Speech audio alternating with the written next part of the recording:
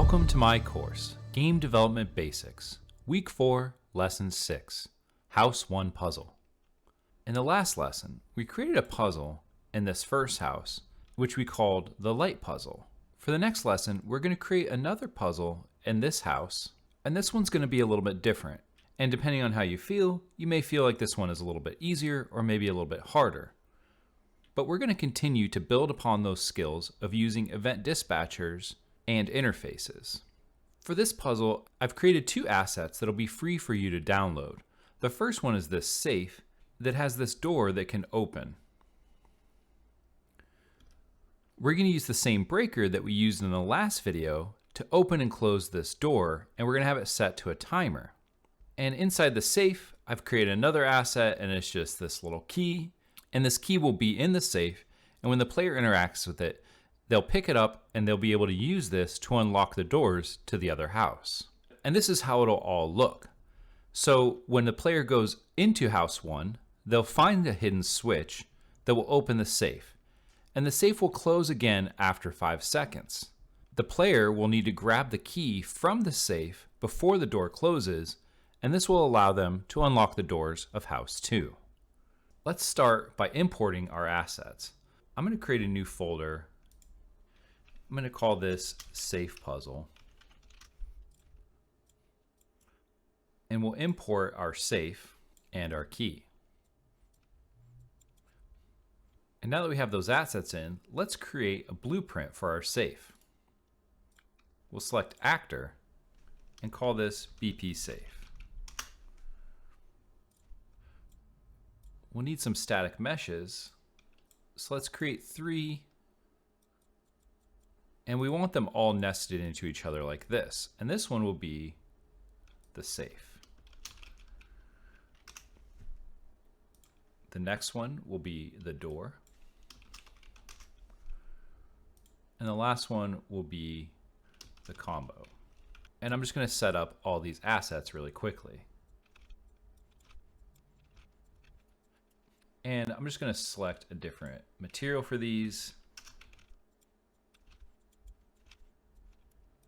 For now, I'm just going to put the safe into our level so we can take a look at it. And I think that's good enough to at least catch the player's eye and let them know that there's something to do with this safe. And one thing that we'll need to do really quickly if we want to make this door open naturally is if we rotate the door, we'll notice it's kind of rotating into the safe. And this isn't exactly what I want. I want it to open like a door on a safe would. So to fix this, I'm going to add an arrow to the safe, and then I'm going to take the door and the combo and child them to that arrow. And I'm going to move the arrow so that it's right where the hinge would be. And then move the door so that it's right in the same spot. Now when we rotate the arrow, the door will open in a more natural way. And we want this door to open when the player interacts with a breaker inside of this house. Now we already have a breaker that we were using for testing earlier. And if you remember in the last puzzle, we had to bind to the circuit breaker in order to set up our event dispatcher. We're going to do the same thing, but we want to make sure that we're using a different breaker number for this one so that the puzzles don't get mixed up. So I'm actually just going to copy all of this and put it into our safe code. We'll need a breaker number for the safe, so we can just right click on this and say create variable. If we go into this house, the breaker number for this one was breaker 2. So let's set this to 2. And now we need a custom event, and we'll call this open safe door. And just to test that this works, let's do a print string, and we'll do a quick test. And we can see there that when we interacted with it, our safe door opened. So the next thing to do is to actually get the door to open. So let's get a reference to our arrow, and we'll say set world rotation. We want to be able to open the door, but we also want it to be able to close when the timer's off. So similar to how we did our other doors, let's create 2 variables called open position and close position. For the close position, we can draw a reference off this, and promote it to a variable and call this closed position. And then we can duplicate that and call it open position. And to figure out what the open position is, let's find our arrow and open it to where we want it. And then we'll look here and it's -90 on the Z. So here we'll do -90. And now when we interact with that breaker, the door should open up. We can see here our door is closed. And now the door is open. So the next thing we want to do is handle the door closing. Let's create another custom event. And we'll call this close safe door. And we can just copy all this, but use the close position instead. And after the door is open, we'll set timer by event, and we can connect this and set our timer to 5 seconds. And now when I press the breaker and count to 5 seconds, the door should close again. So now we know that that's working. We can go in and we can set up some lerps to make it a more natural motion of the door opening and closing. We've already done this before, so I'm just going to fast forward while I do this.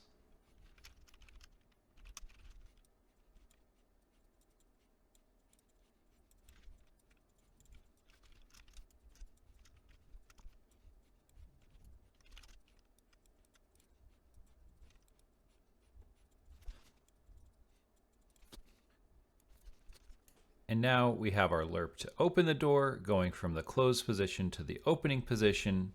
And once that's complete, we'll set a timer to close the door.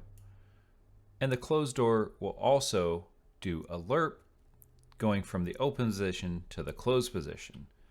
And just to prevent bugs, we should probably create a Boolean called isDoorOpen. And we'll just want a branch here. So if door is not open, we'll open the door, and if door is open, we'll close the door. We'll just need to make sure that we set this at the end of each of our timelines. So the door is closed here, so we set this as false, and the door is open here, so we set it as true. Let's test this out.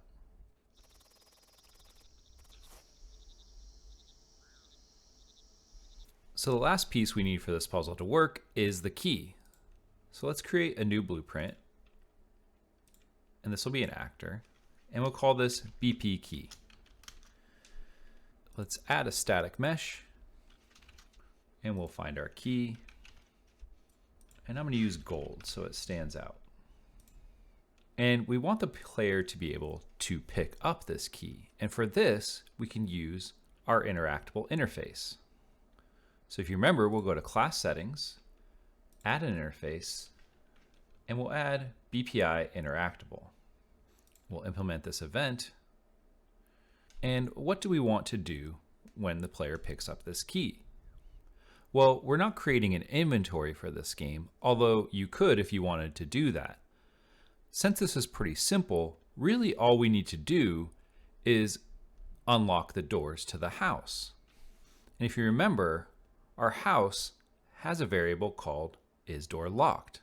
And when we start our game, this Boolean is set to false. So what we can actually do is set it to true. And now when the player tries to interact, the doors to this house are locked. And we already have an event in here called unlock doors. So what we can do is we can do a get all actors of class and type BP door, create a for each loop, and then just call unlock doors. So now when we interact with the key, it'll get all of the doors and it will just call the event unlock doors. And the last thing we probably want to do to make it look like the player picked up the key is to destroy the actor.